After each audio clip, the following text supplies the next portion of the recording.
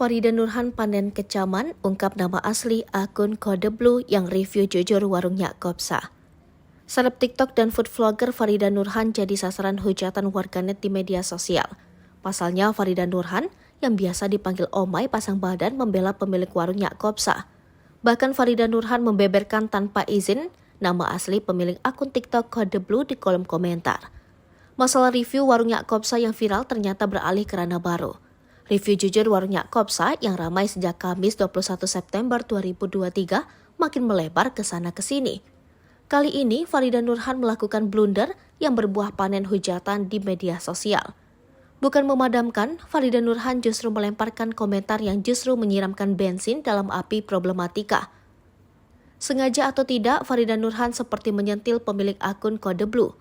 Dia berkata pemilik akun menerima jasa endorse atau tidak sambil mencantumkan nama asli, diduga nama layar Kode Blue.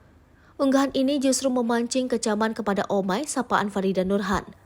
Mayoritas pengguna media sosial menyebut Farida Nurhan membeberkan identitas pribadi tanpa seizin pemilik akun alias doxing. Mereka menilai Farida Nurhan mencari-cari kesalahan di ranah pribadi. Bahkan beberapa pengguna media sosial menyebut Farida Nurhan menyerang personal pemilik akun dan mengalihkan dari masalah review jujur. Tak ketinggalan mereka meninggalkan jejak dengan komentar sepuh dengan nada sarkastis.